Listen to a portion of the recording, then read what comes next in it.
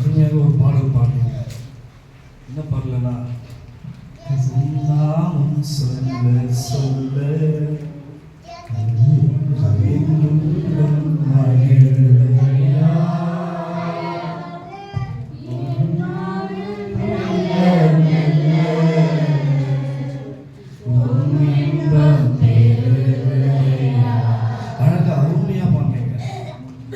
நாமத்தை சொல்ல சொல்ல அப்படியே உள்ளமெல்லாம் பொங்கி வழியுமா. ஹல்லேலூயா, ஹல்லேலூயா, ஹல்லேலூயா. முச்செடி பார்க்கும்போது கொழுந்து விட்டு எரியுதுங்க. முச்செடி பார்க்கும்போது கொழுந்து விட்டு எரியுது. எரியும் போது அந்த இடத்துல மோசேன்ற ஒருத்தர் நிற்கிறான். மோசேன்ற ஒருத்தர் நிற்கிற போது அவர் இடத்துல பார்த்த அந்த முச்செடியிலிருந்து அக்கினி பேசுது. அக்கினி பேசும்போது அக்கினி சொல்லுது, மோசே மோசே. அவர் மோசே கேட்கிறாரு. அவர் சொல்றதுக்கெல்லாம் ஆன்சர் பண்றாரு. அவர் சொல்றதுக்கெல்லாம் ஒத்துக்கிறாரு. கடைசியில், அப்பா உங்களுடைய ஜனங்களை உங்க ஜனங்க கிட்ட நான் போய் சொல்றான், உங்களை பத்தி சொல்றான், ரட்சகர் இருக்கிறாருன்னு சொல்றான். ஆனா கேட்பாங்களே அவங்க, உங்களுடைய நாமம் என்னன்னு சொல்லிட்டு கேட்பாங்களேன்னு சொல்லிட்டு. ஹல்லேலூயா, ஹல்லேலூயா. உங்களுடைய நாமம் என்னன்னு சொல்லிட்டு கேட்பாங்களே, நான் என்ன சொல்லுவேன்? அதுக்கு அந்த முச்செடியிலிருந்து தேவாதி தேவன், கர்த்தாதி கர்த்தா, ராஜாதி ராஜா, ராஜாதி ராஜா என்ன தெரியுங்களா உத்தரவு கொடுக்காரு? மோசே, எனக்கு பல நாமங்கள் உண்டு. ஹல்லேலூயா. மோசே, எனக்கு பல நாமங்கள் உண்டு. நான் எந்த நாமத்தை உங்ககிட்ட சொல்றேன்? அவருடைய நாமங்கள் என்ன தெரியுங்களா? அவருடைய நாமங்களை சொல்லும் போது இப்ப பாருங்க இல்லையா, தேன் வந்து பாருங்க, உள்ளத்துல வந்துட்டு அப்படியே பொங்கி பொங்கி பொங்கி பொங்கி வரும். அவருடைய நாமம் என்ன தெரியுங்களா? அவருடைய நாமம் எலோஹேம், அவருடைய நாமம் எல்ஷடாய், அவருடைய நாமம் யெகோவா ஈரே, அவருடைய நாமம் யெகோவா ஷாலோம், அவருடைய நாமம் யெகோவா ஷர்மா, அவருடைய நாமம் சர்வ வல்லவர். ஹல்லேலூயா. அவர் சர்வத்தை படைத்தவர். அவர் அந்த சராசரங்களை உண்டாக்கின தேவன். அவர் எல்லா தேவர்களும் இந்த உலகத்தில் இருக்கலாம், ஆனால் என்னுடைய தேவன் சொல்லுகின்றார், நான் தேவாதி தேவர்களுடைய எல்லாவற்றுக்கும் மேலான தேவனாய் நின்று கொண்டிருக்கிறேன். சர்வ வல்லமை உள்ளவர், சர்வ வல்லமை உள்ளவர். அவர் நித்திய பிதா, அவர் சமாதானத்தின் பிரபு. ஹல்லேலூயா. அவர் பள்ளத்தாக்கின் லீலி, சாரோனின் ரோஜா. பாருங்க எத்தனை பேர் அவருக்கு, எத்தனை பேர்கள் இருக்குது பாருங்க. ஹல்லேலூயா. நான் எந்த பேரை அப்பா மோசே உங்ககிட்ட சொல்லட்டும்? சரி போ, உனக்காக ஒரு பேரை நான் ரிவீல் பண்றேன். நான் இருக்கிறவராகவே இருக்கிறேன். ஹல்லேலூயா, ஹல்லேலூயா, ஹல்லேலூயா. அவர் யாருங்க? அவர் இருக்கிறவராகவே இருக்கிறவர். இது வந்துட்டு எப்ரி பைபிள்ல பார்த்தோம்னா, இங்கிலீஷ் பைபிள்ல வந்து ஐ ஆம் தட் ஐ ஆம் அப்படின்னு சொல்லுவாங்க. இதே வந்துட்டு எப்ரி பைபிள்ல நம்ம பார்த்தோம்னாக்கா ஏஹே அஷர் ஏஹே, சரிங்களா? ஏஹே அஷர் ஏஹே, நான் இருக்கிறவராகவே இருக்கின்றேன். அதோட அர்த்தம் என்னன்னு சொல்லி பார்த்தீங்கன்னா ஐ ஆம் தட் ஐ ஆம் அப்படின்றது ஒரு அர்த்தமா கொடுக்கப்பட்டாலும் ஒரிஜினல் அதோடைய அர்த்தம் என்னன்னு சொல்லி பார்த்தீங்கன்னா ஐ அம் ஆல் சஃபிஷியன்ட். ஹalleluya. ஐ அம் ஆல் சஃபிஷியன்ட் அப்படின்னா உனக்கு நான் எல்லா விதத்திலும் போதுமான தேவனாய் இருக்கின்றேன். ஆமென். அவர் நமக்கு எல்லா விதத்திலும் போதுமான தேவனாய் இருக்கின்றார். இருக்கிறவராகவே இருக்கிறவர். இருக்கிறவராகவே இருக்கிறவர். அந்த மோசே அந்த இடத்துல உணர்னா இப்ப வந்துட்டு மோசே அளவுக்கு இல்லைனாலும் ஒரு சிறு பூச்சிகளா நாம் இருக்கிறோம். நாம் இந்த இடத்துல உணர்வோமா? ஹalleluya. ஒரு விஷயம் எல்லாரும் எழுந்து நிற்போமா?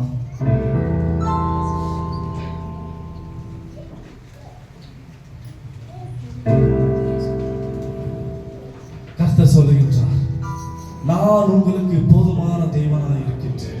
அப்பா நீங்க எந்த விதத்துல அப்பா எங்களுக்கு போதுமான தேவனாய் இருக்கிறீங்க? நான் சொல்றேன், நோட் பண்ணிக்க. உங்களுடைய ஆஸ்தி, உங்களுடைய அந்தஸ்து, உங்களுடைய சொத்து பத்து எல்லாத்திலும் அவர் போதுமான தேவனாய் இருக்கின்றார். நீங்கள் ஆசைப்படுகின்ற எல்லா விஷயத்திலும் அவர் போதுமான தேவனாய் இருக்கின்றார். உங்களுடைய நிறைவுகளிலும் உங்களுடைய குறைவுகளிலும் எல்லாவற்றிலும் அவர் போதுமான தேவனாய் இருக்கின்றார். அவரே அவரே அவரே என்று வேறு யாரும் கிடையாது. அவர் மாத்திரமே நான் போதுமான தேவன், நான் இருக்கிறவராகவே இருக்கின்றேன் என்று சொன்னவர். ஹalleluya. ஹalleluya. ஆறுமுறை சேர்ந்து என்னோடு கூட நீங்க போதும் எனக்கு, நீங்க போதும் எனக்கு, நீங்க போதும், நீங்க போதும், நீங்க போதும் எனக்கு. எல்லாரும் சேர்ந்து பாடுவோமா? நீங்க போதும் எனக்கு, நீங்க போதும் எனக்கு, நீங்க போதும், நீங்க போதும், நீங்க போதும் எனக்கு. உன்னை விட்டு யாரும் இல்லை இயேசுவா, உன்னை விட்டு யாரும் இல்லை இயேசுவா, உன்னை விட்டு யாரும் இல்லை இயேசுவா, உன்னை விட்டு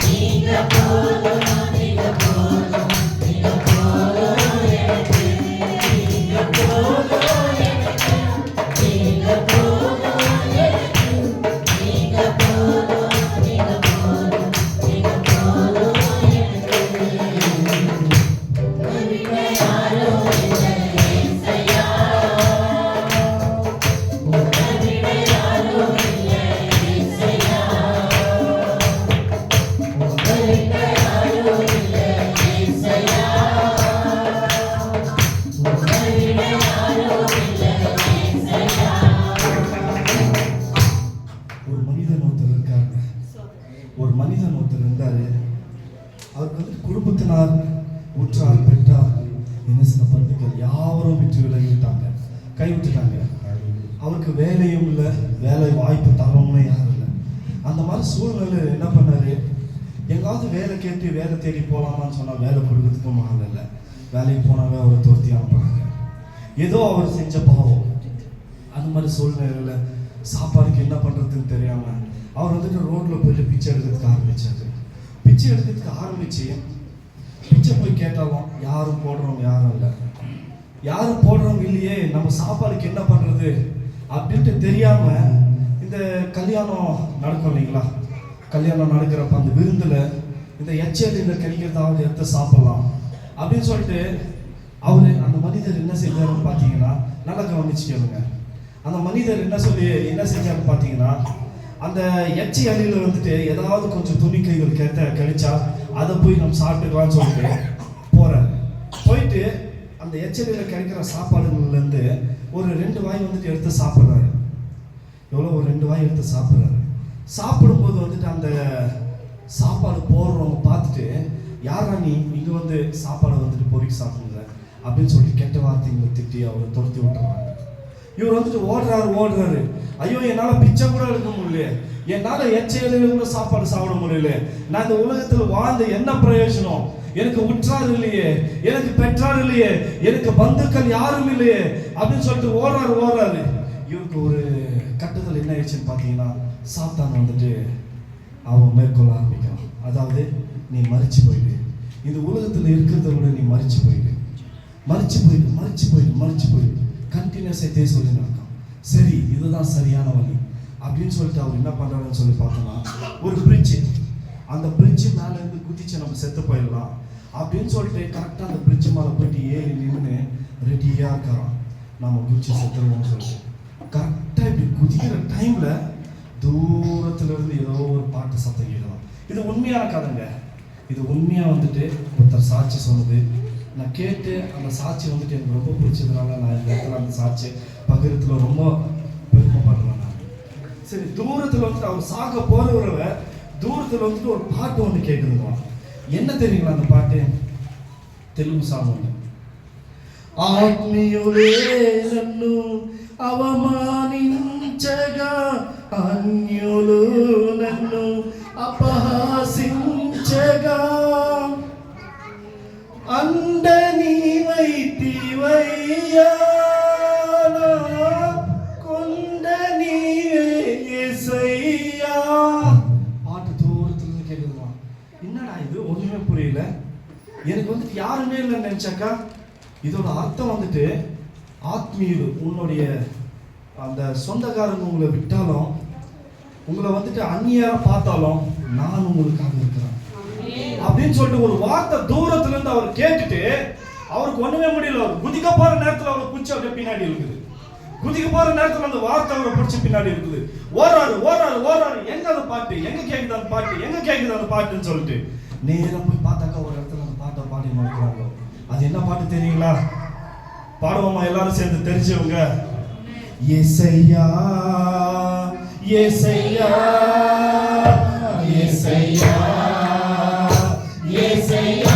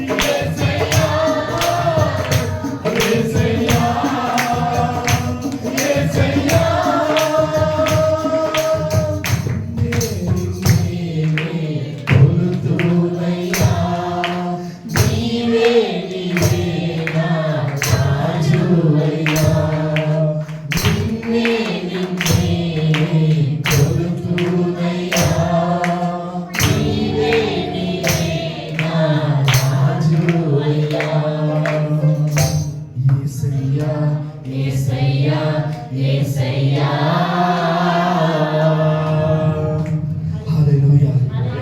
பாட்டை கேட்டவர், அலைஞ்சு திரிஞ்சவர், இந்த பாட்டை கேட்டு கடைசியில்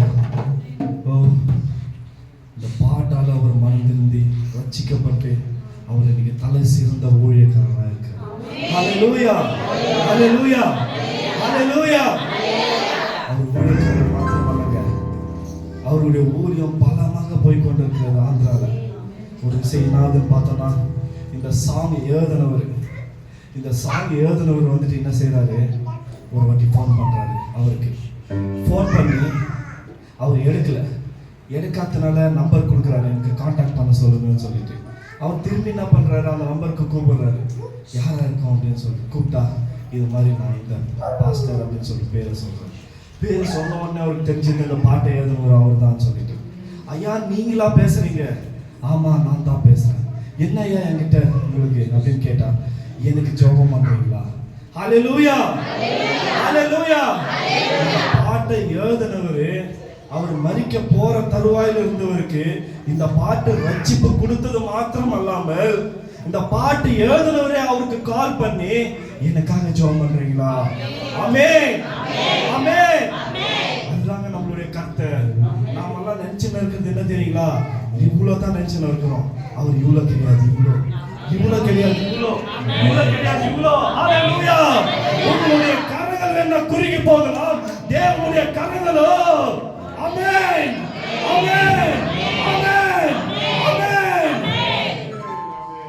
ஆமென். தேவாதி தேவனுடைய பிள்ளைகளே, ஆசீர்வாதங்கள் உங்களுடைய கதவுகளை தட்டி கொண்டிருக்கிறது. ஆசீர்வாதங்கள் உங்களுடைய கதவுகளை தட்டி கொண்டிருக்கிறது. ஒரே ஒரு விசை இதோடு கூட சேர்ந்து அந்த நாமத்தை மாத்திரம் சொல்வோமா? ஹல்லேலூயா. இயேசையா, இயேசையா, இயேசையா, இயேசையா, இயேசையா, இயேசையா, இயேசையா, இயேசையா.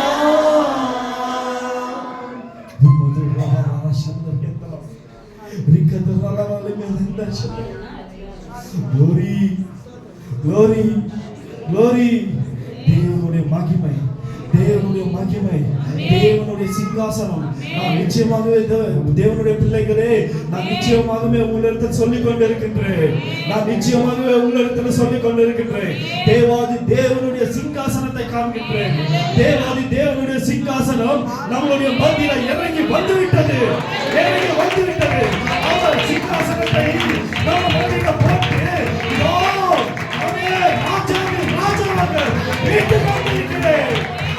ராஜாவாக வீட்டுக் கொண்டிருக்கிறேன்.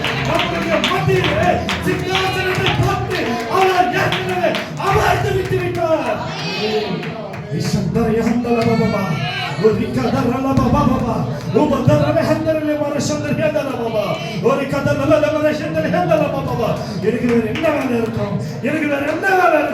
என்னுடைய பிள்ளைகள், என்னுடைய செல்ல பிள்ளைகள் என்னை ஆராதிக்கும் போது என்னை பார்த்து இயேசையா, இயேசையா, இயேசையா என்று கூப்பிடும்போது நான் பரலோகத்தில் இருப்பேனோ. அவர்களுடைய மத்தியில வந்து விடுவேன் அல்லவோ. ஓ வரஷதஹந்தலவோ வரகலியாந்தலவஹந்தலவா ஓபதரிஷந்தலஹந்தலவா. Yes, yes, yes Lord, yes Lord, thank you Jesus. அப்பா இங்க நடந்த யாவற்றையும் தகப்பனே உம்முடைய கரத்தில் ஒப்புக் கொடுக்கின்றேன் அப்பா. தகப்பனே போதுமான அபிஷேகத்தினால எங்களை நிரப்பினதுக்காக உமக்கு ஸ்தோத்திரம். இந்த தகப்பனே மீதியான காரியங்களை உம்முடைய கரத்தில் ஒப்புக் கொடுக்கின்றேன் அப்பா. நீரே தலைவராக இருந்து தகப்பனே, நீரே எஜமானராக இருந்து தகப்பனே, எல்லா காரியங்களும் ஏற்றுக்கொண்டு பொறுப்பெடுத்து வழிநடத்தி செல்லுங்க என் ஜீவனுள்ள நல்ல தகப்பனே.